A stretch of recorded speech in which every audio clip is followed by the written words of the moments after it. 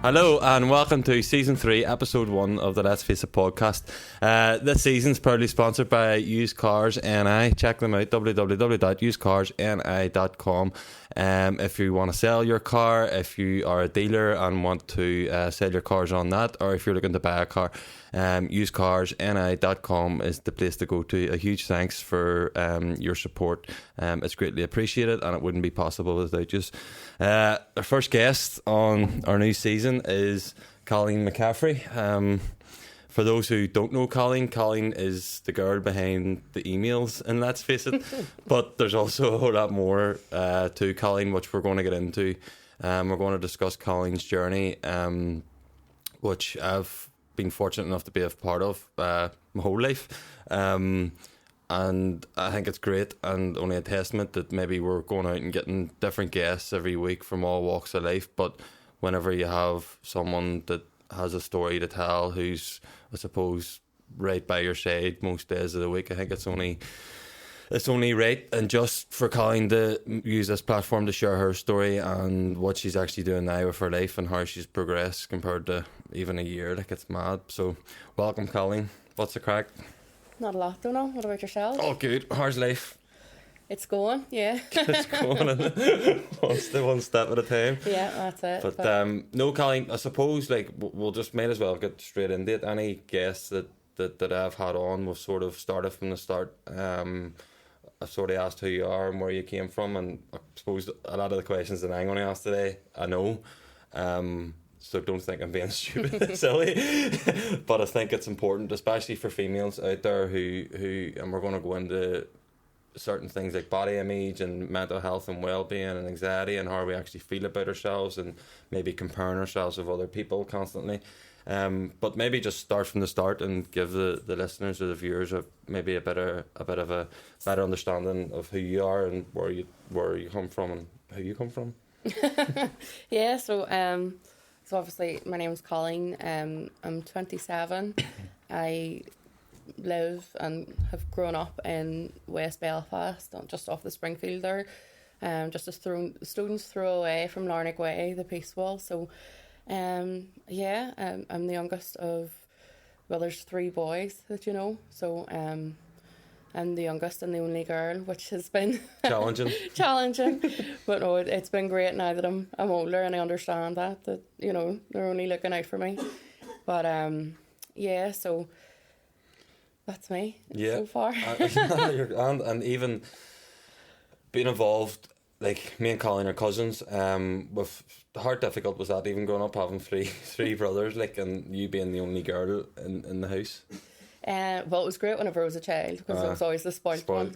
But I suppose whenever we got into the teenage years and the hormones go flying everywhere, that's whenever it got challenging. Because the boys, you know, they were always very overprotective with me. Again, I understand why now, looking back, but at the time I thought it was the worst in the world. And no, I do really appreciate it all now. And they were always into sports and everything too, so always had something going on, whether it was in the house or out on the pitch. And their friends were always coming over, and it was always just kind of good crack with them around. But I mean, I suppose the whole reason of the podcast and everything as well, if we're going into it, is at times I suppose it could have been quite isolating because they did have their sports and all their friends around them, and they were always very social, whereas later into my teenage years I really kind of started going into myself, and it was kind of a tough time in my later years. And even though like I was excelling at school and everything, and on paper it looked like I was doing great, but mentally it was very challenging for me, as you know. I got through university, went and got my teaching degree, and then just kind of pitfalled. I just kind of got in a really, really dark place. I know it's cliche to say, but it was just a really tough time. Getting out of bed was a struggle. Staying hygienic was a struggle. Talking to people was a struggle. And it wasn't until, you know, after a few attempts at maybe putting an end to things, I decided, you know what, no, I can't go on like this. of too much to lose, and other people have too much to lose if I was to harm myself any further in any way. So I went and sought counselling, actually with PIPs, and it genuinely saved my life. It was like something I'd never experienced before. It wasn't one of those programs where you have to go and within 6 weeks you're better, you know, and that's it, done. If within those 6 weeks you aren't fixed, then sorry, there's nothing we can do for you. So that was honestly a lifesaver for me, and completely changed the way I thought. It completely changed my understanding of the things that I'd been through in the past, and what I was experiencing, and what I was thinking about the future. And yeah, it really made me a different person. Not a different person, it brought me back to who I was. Who you really are. Yeah. Like, and it's funny that you mentioned there's a lot of things there, but the first thing you said there was maybe the isolation. And any time, like, to put in the context, like, your house is nearly like a halfway house, in a good way. Like Granny's house too, it's like the door's always open, there's always people in it, the crack's always 90. There's always, whenever you walk in, your mummy's the first one to welcome you. Do you want an egg or whatever, do you know? And it's that sort of welcome and warm environment. And it's funny you mentioned that even though it is so busy, and there was maybe Kieran, Anton, Pierce, everyone, and then their mates, and then your ma's mates, and everyone's having the crack. You're surrounded by a lot of people, but feeling alone. And I can relate to that a lot with being in team sports and stuff, like never feeling so isolated and alone, but yet always surrounded by hundreds of people on a daily basis. What does that really look like, or how hard is that feeling, or where do you think that even stems from?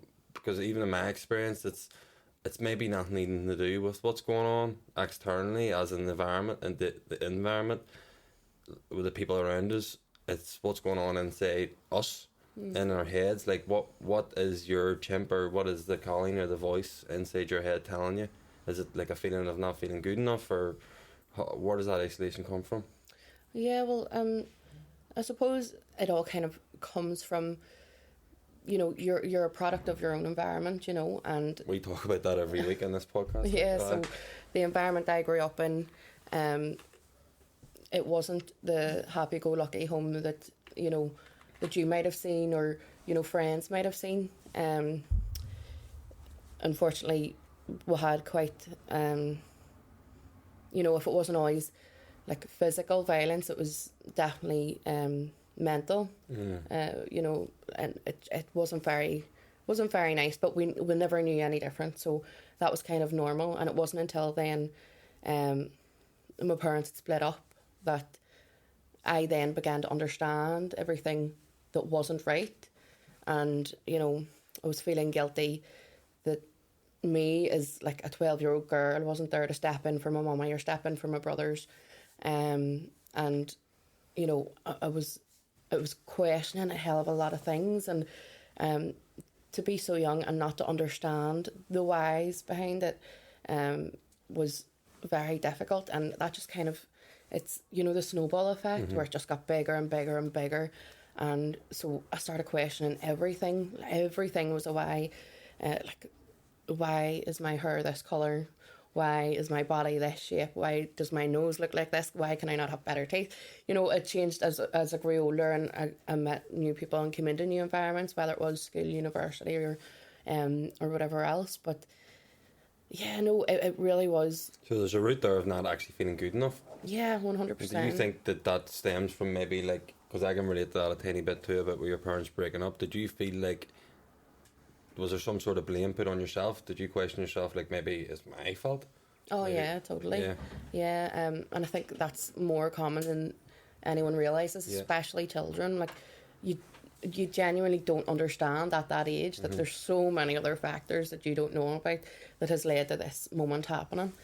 And it is incredibly hard for a child to understand, or even a teenager, and it isn't until you take that step out and kind of consider the other factors that may have led to this situation that you think, oh, right, okay, so, you know, there isn't any one thing to blame as such. It's, you know, this might have happened once or twice, that has happened once or twice, and it just wasn't compatible with, like, continuing on. So, yeah, and the whole isolation thing, I think, as you were saying, like being surrounded by so many people, it's almost as if, I don't know, just whenever you were asking me how that feels, it's, whenever I picture it, it's kind of like you're sitting in a room surrounded by people, but it's all dark and they're all laughing and chatting away, but it's almost like there's a spotlight just on you, and you're thinking, everyone's looking at me, everyone's talking about me, everyone's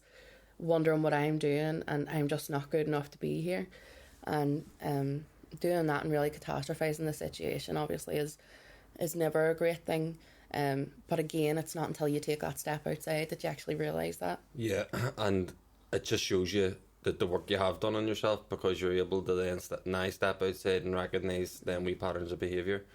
But even like, it's very, very hard to look at it that way whenever you're in the middle of it, because, and I'm not putting words in your mouth, because you genuinely feel like you're the only person in the world going through that sort of issue of isolation, or that sort of issue of not feeling good enough. But there's loads of people out there, but we live in a world where we're constantly putting on a perception of ourselves, and there's other people around us putting on perceptions of themselves that they don't feel or never have felt the way you felt or were feeling. How hard was that then? Anytime you sort of picked up your phone and you're flicking through social media, or you're flicking whatever, or you're seeing people out, or you're seeing people going to gyms and stuff like that. How hard was that then in terms of you're feeling that way of not being good enough? Did that make it worse? Yeah, it was incredibly difficult. I suppose, say, go back 20 years, maybe 30, that, the teenagers, especially teenage girls, would have had magazines, and that's what they have flicked through. But for us, we literally grew up with the smartphones and with social media, so it was always kind of part of our lives, really. And that flicking and scrolling is just, because I've never, as you know, I've never been the thin girl at all, and so seeing all these other people, whether it be celebrities, influencers, or even just girls from school, and you're just constantly comparing yourself, and the whole things with like filters and everything, and you think everything has to be a filter, and so because you're looking at them and how they are putting themselves out there, and I think that's important to stress as well, because we don't know what's going on behind their closed doors. You end up doing that yourself, and I am guilty of still sometimes doing it myself, that you're putting up a picture while you might not feel great, or you might have just had a big cry in the bathroom, but you're wondering, how many likes can I get in this poster picture. Because so would you have put your confidence in that, Cailin? Like, would that have validated you then? If you're sitting in the room and you maybe do yourself up, put a filter on, get a photograph, and then you post it in a dark place, but there's people coming through and liking these photos, does that then give you a wee bit of... 100%. That really kept me going for I don't know how many years. So just saying you don't get as much likes in the next photo then, how would that made you feel? I probably would have deleted the photo, and it really felt like, why do people not like me? Why are people not telling me, I look nice in this, or complimenting me? What's wrong with me? And are people starting to dislike me now? And it really is crazy, the things that go through your head whenever it comes to putting a post up on social media, and you're in that place where that's almost the only validation you're feeling that you can get.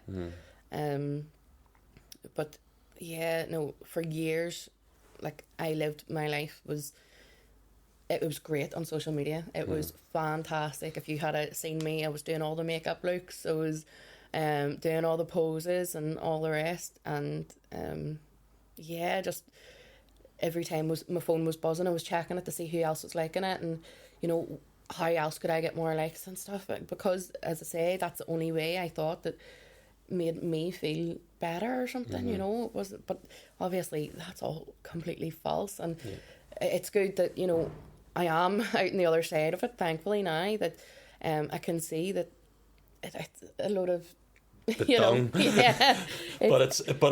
it's a real thing too, and that's why, and I think fair play to you, and it's testament to you for talking about that, because it is uncomfortable, and I get that, but I know that there is a lot of people struggling with exactly that, and putting their validation in Instagram or putting their happiness in social media, and not filling up maybe their own cup first of making ourselves happy and doing things what's best for us. But even like that's the social media world. Like, what about even the real world then? Like, how did these feelings then? And then we'll push on to what you're doing now and stuff, which is brilliant. But how much different was the social media world to the real world in terms of you are locked away and essentially locking yourself away in the room, in the house. You didn't really leave the house that much. Working from home. What was life like that? And especially whenever you are, I suppose, having 3 brothers around you, and they're probably on your case saying, "Why the fuck you're not getting out of the house? And why you're not doing that? Or why you're not joining the gym? Or why you're not doing X, Y, or Z?" Like, you went on a completely different journey then, in terms of like you gained weight, and you didn't feel comfortable in your own skin. What was that like? Yeah, no, it was just as you say. I was completely locked away, and I'm sure any time, maybe a few years ago yourself, if you had visited the house, you know, I was up the stairs in my room, and that was it. Even whenever my brothers, whenever they moved out and came to visit, I was up my room, and that was it. They even kind of knew, right, you don't kind of, if Caillin's feeling that way, you know, and she's in her room, just leave her to it. But because I would have at the head of you if you had have even tried to come near me, you know, if I was comfortable enough with you anyway. But yeah, no, I was becoming increasingly unhealthy, because while I was gaining a lot of weight, because I was too anxious to even leave the house, because I was afraid that people were looking at me. You know, at the weekends I was binge drinking non-stop. I was eating takeaways non-stop. I was just really, and looking back now, I was just really damaging the inside of me, but not only mentally but physically, you know. And I just kind of came to that point that, like, okay, I whenever I got over that mental kind of situation, it was if I don't do something physically now, you know, I'm not going to see my nieces grow up, or I'm not even going to be here to make it to 35 or 40. So was there a point where, for want of a better term, shit hit the fan? Physically, yeah. What was that? Well, there was a few things, but I suppose the last thing was probably whenever I was out for a concert with my friend, and we went for a drink afterwards and everything. We were having a great night, and then out in the street, there was someone, quite an unkind person, had started making and shouting a lot of comments at me about my weight, and ended up throwing a burger at me. It went all over my hair and everything, and I was just in bits for I don't know how long. Ended up taking like 6 weeks off work. It just completely sent my mental spiral down. Ended up chopping my hair off and everything, and trying to change myself in some way physically. Ended up dyeing it bleach blonde and everything, but thankfully we're back to natural now, pink and everything else. But yeah, so it kind of was my lowest point, and the fact that I couldn't play with my nieces because I was just too tired. I could barely get off the sofa to talk to or to play with them, to dance with them or anything. So you know, even just walking up the stairs or walking to the corner shop, I was puffed out. I couldn't do it.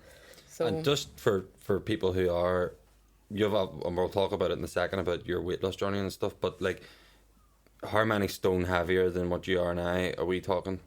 I was just over 8 stone now. So you're 8 stone heavier than what you are now, like, and that's just incredible. So I was just trying to put that in context, that it wasn't just what you see now is, well, you look brilliant and you look class and you look healthy. You're actually 8 stone heavier than what you were sitting here. So hence why you were puffed, and hence why you couldn't play with your nieces and nephews. And I suppose like I suppose at like 21, 22, 23, 24 years of age, it's not really a good place to be in, Cailin, is it, like, for a young girl? Like, no, not at all. I mean, you would never have caught me doing this, no, you know, without, never in a million years. Without a filter, me controlling what angle I was at or anything. yeah, no, it really, really was a tough place. Because obviously you got the name calling and everything growing up, and but whenever you actually reach adulthood and you're still getting that kind of playground stuff, it does bring you back to that wee girl. Mm-hmm. Do you know? It brings you back to whether it's being, slagged about your weight or whatever, but it's bringing you back to an adult man shouting at you, and you're a wee girl and you're helpless and you don't know what to do or who to turn to, and you're just frightened and you just want to go home to your safe space in bed and lay under the covers. And that's what I did until, I kind of thought myself around it and remembered the things that I had learned through PIPs, that, this is external factors, it's that person's issues that he felt the need to comment on me. He doesn't know me, doesn't know anything about me, doesn't know who I am, he doesn't know any of the good things I do. He doesn't know that, sometimes I try to be funny and it's not really funny, but, there's so many things he doesn't know about me. He was just deflecting on something that must have happened to him, that he had to take his anger out some way, and that's how he did it. So, yeah, although it took me a while to overcome things like that, I thankfully did. Yeah, and it's class at it. And I think sometimes whenever we see things on social media and people's stories and people's journeys, we often say like, but it's okay because of X, Y, and Z. Like, I've had loads of guests on here, and I've said before, like, it's okay because you're Cailin, or it's okay because you're Donald, or whatever. But they don't realise that it's a person. All the shit that goes on underneath this, and there's human beings behind what we're talking about every week. And even the choice of words that people use can have a massive impact on how we get on with the rest of our day, or how we attack our next tasks or whatever. Like that fella shouting at you that night and throwing a burger at you, like at that point in your life, it probably could have sent you over the edge. Oh, 100%. And that's the thing that people don't realise, what they're actually saying to other people. That there's a famous quote about a grain of rice will tip a scale, and it's like, not necessarily because if he threw the burger, it's all the things that's happening underneath it. It's how you're actually feeling inside yourself, and people never take that into consideration. So him just throwing that could have been like, boom, and good night for you. And like, choice of words are just so important, aren't they? And how we actually speak to people and our language to people, like, because we are all human beings, like, and we're trying our best, like, really, aren't we? That's it. I mean, I was even just saying it the other day whenever I was out around the doors, and someone was quite rude, and it was just like, it literally takes nothing to say no thank you. That's all it takes. Like, we might look, like we're, well-known people might look as if, they're almost untouchable, or like they're on a different level or something, but they're not. Like, they literally have feelings. Like, they're going to talk about you whenever they're around the dinner table. Do you know what I mean? So don't be that person. Just be sound. Just don't be.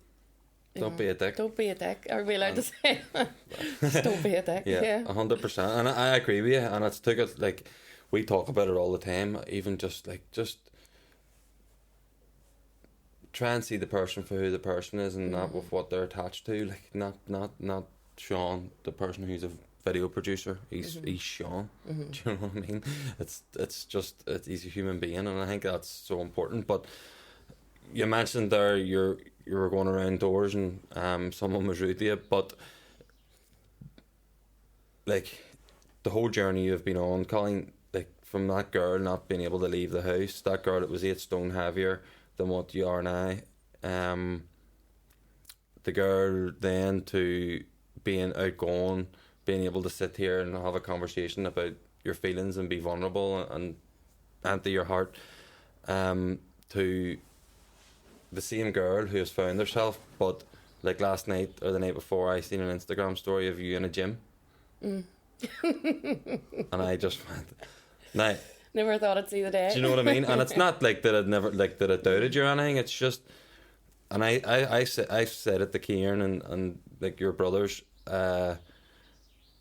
like how much you've changed, and even Granny, like I was saying, like the difference within you, and even the way you are with people, and the way you are in Granny's house, the way you're talking, and it's just like the confidence that you've gained, like I'd be interested enough to know how you make that step from, obviously you went into Pips and you got your help and you developed a kind of like a toolbox, and I can relate to that, where you can deal with like anxiety or whatever, or whenever different things happen, you're like, oh, I've dealt with this before, so we're gonna do it. But even that like initial first step of stepping outside the door and going into the gym, and we'll start off with the gym, but even more like you're driving down the Falls Road around the Shankill line, your face is up on every lamppost. How does that make you feel? And but more importantly, like how did you actually make the first step? Was it nerve wracking, or was it? We'll go with the gym first. Even like what? Yeah, well, because there is a lot of people who I know listen to this podcast who do struggle with that, can't leave the house and are struggling. And I like, listen, this time 4 years ago I wouldn't have been able to sit in a coffee shop like without me thinking that everyone's looking at me and stuff like that. So it is a real thing, and you develop these tools. But I can just even remember for me, like even stepping back into the changing room and stepping back into these different things, that it's not easy, like even after all the work that you actually done within yourself. Yeah, well, I suppose the thing with me, gyms had never been a good experience. And I don't mean that just because you get puffed out or anything, but first time I was ever in a gym, it was because I was put on a program for obese teenagers and was called out of class and all for it, so that was humiliating in itself. The next time, it was I think first or second year in university, and I'd went with a personal trainer. You know, I was going, you know, I was really going to stick to this and all the rest. Thought I was, you know, really motivated and everything. And then got home and seen the personal trainer had put up a post on Facebook saying like something like, oh my God, I can't believe girls wear granny pants to the gym with their leggings, like get a thong and stuff. And I was like, I literally just left you wearing leggings, and I wasn't wearing it, like, you know, I was wearing just normal pants, and that just sent me away again. And hadn't, like, literally from first year university, so I was what, like 18, 19, and now I'm 27, and first step back into the gym. And to be fair, it wasn't without its pushbacks. Oh no, I'll go next week, I'll go next week. I was just lucky enough that the owner is a good friend of Antoine's, one of his best friends, I suppose, Mark Rainey. So I've known Mark all my life, and he was able to sit down and have a chat with me and say, you know, if you don't feel comfortable, like, it's just me and you. It's just me and you going through the trials and tribulations. And then if you genuinely are still struggling with it after your first class, then, you know, you do not have to come back. It's absolutely fine. Don't worry about it. You know, we'll still be mates and stuff like that. So he kind of helped me have a new kind of memory of a positive experience in a gym. And just since then, I've been able to go back and, you know, being excited to go back is maybe a bit of a stretch, but being willing to go back. So yeah, it really is just having that kind of positive experience in contrast with the negative things that I had with it in the past. So plus I know, like, it's for my health, do you know what I mean? And I can see that now, whereas before it was probably you know, you go to the gym to say you went to the gym. You know, you go to a personal trainer just to say I'm going to a personal trainer. But no, this time, like, it's genuinely for me, you know. And I wouldn't have put up like an Instagram photo story, only I was tagged in it and I just reshared it or whatever. But yeah, so it is just for me, like, you know. And that's, but what was the feeling then after you made that initial step of, like, and then after you do the session with Mark and you come out and you're like, was there like a, Jesus, because the only way I can describe that is, like, I remember the first time, it's a bit different, but having that conversation with my counsellor about, like, my past and my childhood and what happened and stuff like that, and and the conversation was 15 minutes, like, and I went to myself, Donna, are you having a laugh? Like, all this madness that you've put yourself through for the last 15 years for a 15-minute conversation, and you kind of instantly feel better. Can you relate to that in any way in terms of the gym? Yeah, I couldn't believe it. I got into the car. I was aching, like I was like, oh my god, I can't believe I just done that. Rang my mummy and I was like, I did it. And she was just like, Cailin, I'm so proud of you. And I was like, I know, so am I. Like, I'm all business with myself. Because it really was just a light switch moment. You know, it's not that everyone in the gym was posing with, you know, fake tan and fakeness or taking all the mirror selfies. It wasn't like that. Everyone was dead on and they were genuinely willing to help me and be like, you know, if that's too heavy, like, just leave it. Don't worry about it. You know, just go the lighter one if you need to, and take a break if you need to. You know, it wasn't the big scary kind of place I thought it was going to be. And, you know, it was great that I had a familiar face in Mark there, but like I've genuinely met friends from it, you know, and can have a laugh with them and all now, and, you know, we all know each other's names, and it's, you know, a bit about each other, but the main thing is just you just have a bit of crack, and they're all sound people. Yeah, they aren't the people I thought they were going to be, and that's bad on my part, because while I was scared for myself and being selfish in terms of I don't want to go there because X, Y, and Z, but everyone's going to look at me and think that, you know, all eyes are on me. Like, everyone has their own things going on. Everyone's at the gym for their own reasons, you know. They've enough going on without worrying about me. But even on my part, thinking back just now, like that, like I was judging other people who are in that gym without even knowing them, without seeing them, without even hearing their names before, just thinking they go into that gym, they must be like this, you know. It's crazy, but I suppose we're all humans, aren't we? Yeah, no, exactly. It is all about your perception of things too, isn't it? 100%, and it's easy to do that now after the work that you've done. It's easy to sit back and laugh at yourself and stuff like that, and probably you would have I'm trying to find the right word. You wouldn't have backed on yourself 3 years ago to be sitting here laughing at yourself, you know, where you were, like, and I think it's class. You mentioned there about friends that you met in the gym. You mentioned your mummy. Siobhan, I haven't rubbed my head once. You mentioned your mummy. Even people, like, how important is this, like, that we can't do this on our own, like, in terms of recovery, in terms of, like, building a new life, becoming the best version of you? How important is it to have good people around you? And even if it's not in your house, even friends, like, what sort of impact have other people had on you and your sort of growth in the last couple of years? So much. I mean, looking back now, I can see that it was a much wider kind of circle of people who actually did want me to really do well and to become healthier, both physically and mentally. But thankfully, most of them actually have stuck with me, you know, through my whole journey, mentally and physically.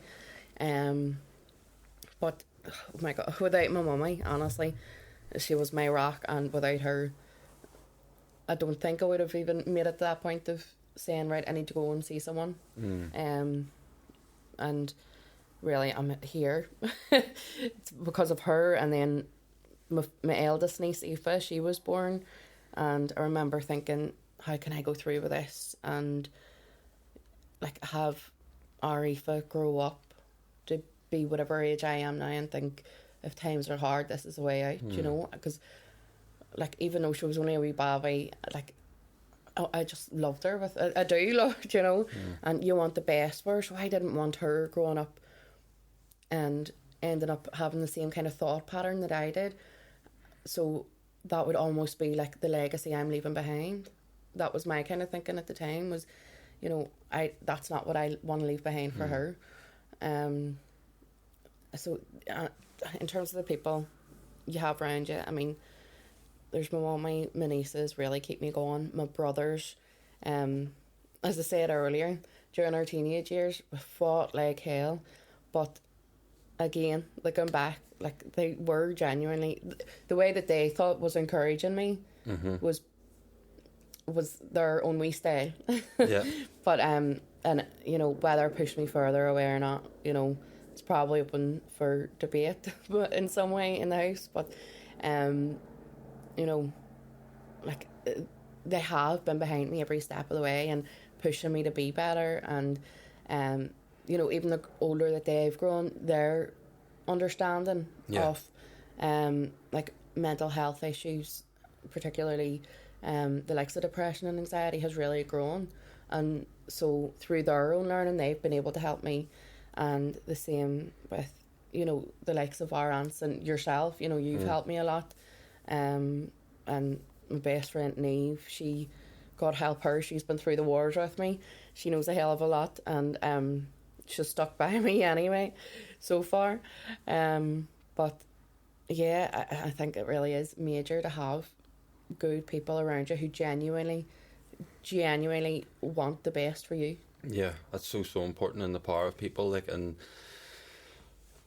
whenever we go through all this, we go and get the help with good people around us. Like, you're stepping out of your comfort zone, and then all of a sudden, like, obviously you have your day job, you do bits and pieces for, let's face it, you start to then have a vision. You start to then, I always say about be excited about who you want to become, but I think it all boils down to maybe even having a purpose in life.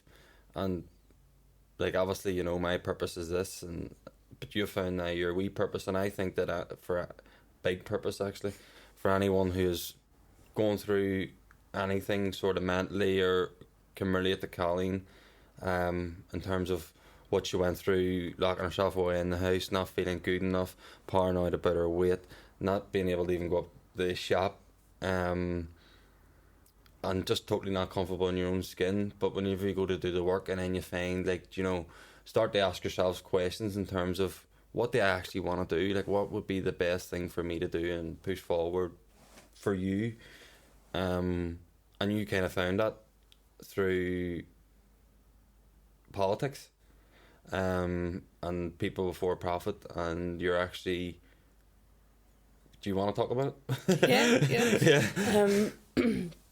Would I be right in saying that? Sorry, about your purpose and stuff like that. Like, obviously, people see that you're going and you're going for election and stuff like that, but there's a whole lot more to it than, and I can see that there's a whole lot more to what I'm doing than just sitting here having a conversation. There's a bigger purpose that's brilliant for our mental health. It's good. It's like, it keeps us ticking, really. But is that a fair enough reflection in terms of what this next part of your journey is about? Like, yeah, I think it is. I mean, for anyone who doesn't know, I suppose I'm running in these local elections, hopefully to be elected as councillor for the Court Ward in West Belfast. So that's essentially the Lower Falls and Shankill area. And based on, I suppose it's not even just my politics, but it's my activism and it's my campaigning, and it's genuinely my morals and my thinking is that, you know, it doesn't matter if you're green or you're orange or purple or whatever. Everyone has a right to a comfortable life, and that's basically what I kind of strive to do. So whether it's standing on a picket line, trying to save, which we did a few years ago, trying to save Compass counselling services in the Shankill. I was there. I was standing with the workers. I was standing with the service users.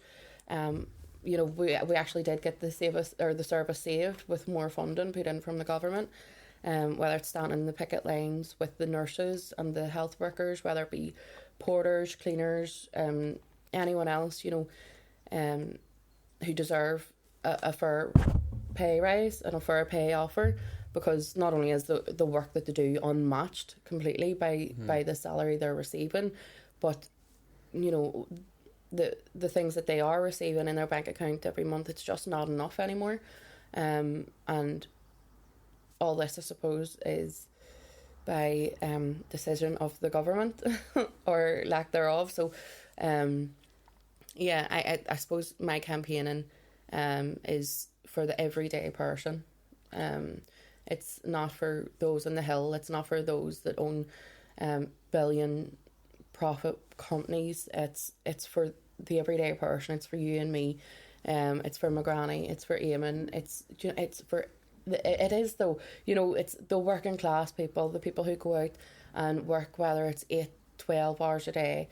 It's the most vulnerable in their communities who who can't get out to work, who would love to work, who would, you know, it's the ones like me who were locked away in the room because they thought, you know, that was the only place for them. Because essentially I want to make, this is so cliche, but I do genuinely want to see this place better, and I want to see the people in it be proud of where they come from, because, you know, a lot of people take this stance of, you know, you should always be proud of where you come from. Well, I'm not. See, whenever I want to walk into the town and I'm walking past 5 people who are homeless begging me for 20p to go into the shop and get, you know, a pair of gloves or whatever it is, they're probably 5 or 9, but that doesn't make me proud. And whenever I hear someone who is trying to get on a waiting list to get into somewhere for counselling, but they can't, or getting or on a waiting list for a surgery that'll really make their life so much better, it's it infuriates me, and I think something needs to be done about it. And, you know, if it's not going to be me, then who's going to do it? And if it's not going to be done now, then when's it going to be done? So that's my kind of thing, is it has to be someone, so I'm gonna give it a bite. And here you can feel the energy off you there. You can feel, and I'm sure people can sense the passion. You said at the start there you want to see people having a comfortable life. What does that look like? You're not worried about where your next meal's going to come from. You're not worrying about you know, are you going to have enough heating in your house so that your kids aren't cold at night? You're not worried about you know, when am I ever going to get a break? Because everyone deserves a break. No matter what you do, we all deserve a break. We all need a break, physically and mentally. Otherwise, you know, yourself, you just burn out. But just comfortably and as happy as they can be within their means and within the circumstances around them. And it's just unfortunate that, you know, we're in a place, we're in a post-war, I suppose, place, and we are, it's true, you know, it is post-war. And, you know, we're coming up to the 25th year of the Good Friday Agreement and all the rest. And at that time, we were promised peace and justice. But there's no justice whenever, you know, whenever a child has to go into a youth club to get the only hot meal of the day that they're going to get, and then that same youth club having to close its doors because the funding isn't being put into it. Excuse me. So, you know, there isn't a hell of a lot to celebrate whenever there's people in our communities like me and you who just aren't able to live comfortably. And what about like you're saying there about the next meal, and that's just not a throwaway comment, like, because that's actually a real thing. How bad is it out there? Like, you're going and you're doing the campaigning and you're going about. Take a wee second there, if you're right. Take your time. Because I do see it. I've seen it in schools, seen it in different places where kids don't even have the right school shoes on, or they're walking about with holes in their shoes and stuff like that. Like, how bad are things in this sort of Falls, Shankill area where you are campaigning? Like? It genuinely is shocking, and I mean, I see it every day through my case working and campaigning, but almost every day it still shocks me. You know, and it's not an exaggeration to say that hundreds of families just in this area are facing it. Yeah, no, I mean, for another example, there's a family I know at the minute, and the main, I suppose, breadwinner of the family is taken really terminally ill, and the rent is being put up by £200 a month, and they just can't make it, and they're facing eviction. You know, this is all real, and, you know, as you say, with the kids with holes in their shoes, they don't have the right uniform because their parents just can't afford it, even with the uniform grants and everything that's there. It's just not enough. You know, it's reality. This isn't something that we're reading from a newspaper 50 years ago or 100 years ago. This is happening now, and it's happening in our streets, in our communities, and our neighbours. And as we were talking about, we know all too well about the behind closed doors theory, and it's exactly what it is. It's happening, and it's happening now, and it's not okay. Change needs to happen, and it needs to happen sooner rather than later, because people just can't stomach it anymore. It's heartbreaking. Overall plan, vision, if you could wave a magic wand, like what would you... Magic wand? What would all of us even in politics? In politics, but even like your life as well, Cailin, like, and I think it's fair to say, and I think people will have a far better understanding of, like, you drive down the road and you see people on a lamppost and it's just a politician, and you go up every year, you see these people once a year, and I'm just being honest, and then that's it until the next year. And I can sense that there's something different. There seems to be a drive behind you. There seems to be a purpose that I just talked about because of what you've been through. You've lived it, whether we like it or not. We've been in them situations, whether or not knowing about your next meal, waiting on payday coming, different things like that.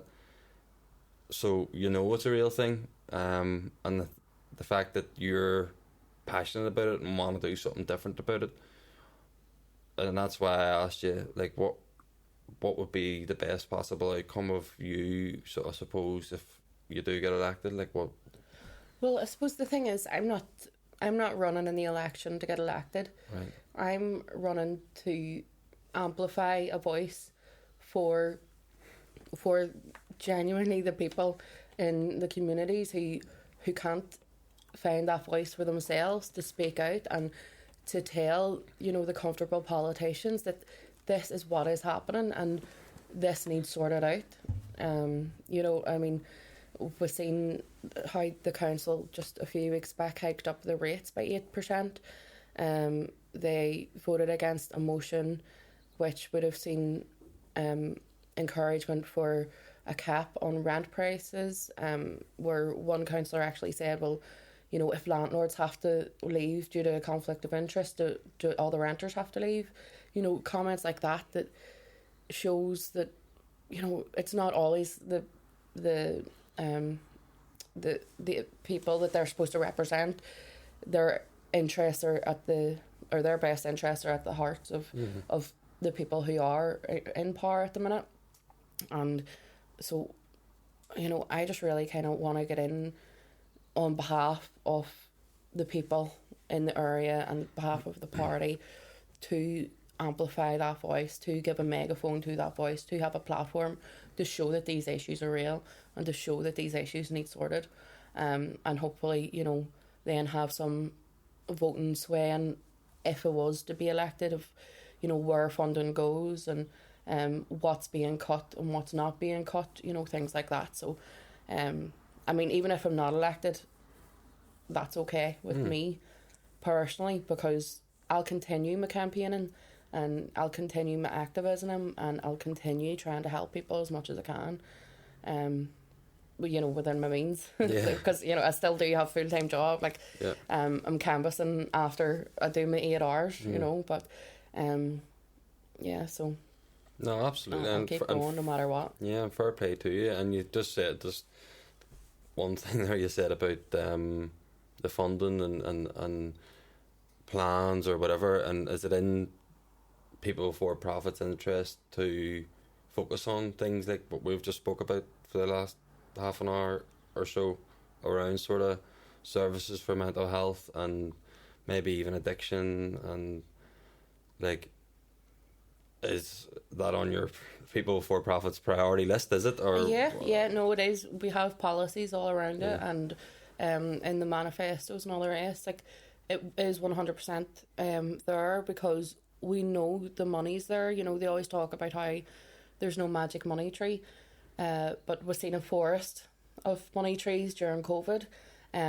We've seen how Matt Hancock was able to give a £1 billion contract to his mate to provide PPE, who didn't end up providing the correct PPE, so that was £1 billion wasted. We've seen it, through the RHI scandal. We've seen it so many times, over and over and over again, that we know the money's there, and it really is about the political will behind it. Are these people willing to fund these services that are very much needed, by the public who they are supposed to serve? But yeah, no, 100% we are behind massive funding into mental health services, and we are kind of getting on the campaign, hopefully after the election's over, to bring about a rehabilitation centre, funded by the NHS, so it doesn't have to be paid privately or anything. There's so much, and like with the drugs policy and drug abuse and substance abuse, it just, as you know, like I'm preaching to the choir here, it's obviously it goes a whole lot further than just those umbrella terms, but there's a whole lot to be done, and we're willing to do it. No, and that's warming to hear that. And obviously, my views on politics aren't just black or white, and I think it's also important to note that because Cailin's on the podcast and we're promoting her campaign or whatever, it doesn't necessarily mean that's what, let's face it, are about. We're not ablaze. We're not don't know what the right political correct term is, but no, you're just here because of what I've been through. But you have your journey, and I think it is just inspiring. I think that people needed to hear your story. People needed to hear where you came from and where you are now. Because you talk about, we live in a world with influencers and people who have so many thousand followers, and they're doing so well, we think, in life. But I genuinely believe that you're my type of influencer, because of where you came from and what you're doing now and what you're actually now giving back to the community is just amazing. And I'm proud of you, so fair play, Cailin. No, seriously, fair play to you, and it's amazing to see you grow over the last load of years, so no, thanks very much for coming on, Cailin, and we wish you all the best in your next campaign. I think Sean's going to go help her put up a few posters on the lamppost. And no, every set of feet helps. No, we wish you all the best, genuinely, and keep doing what you're doing, and thank you. Thanks very much. And thank you all to tuning in again. It's great to be back. It's great to put out our first episode, which is this evening, Sunday night. And I will see you all next week. We'll have another great guest coming on next week, another great story. See you all soon. Thank you. Bye.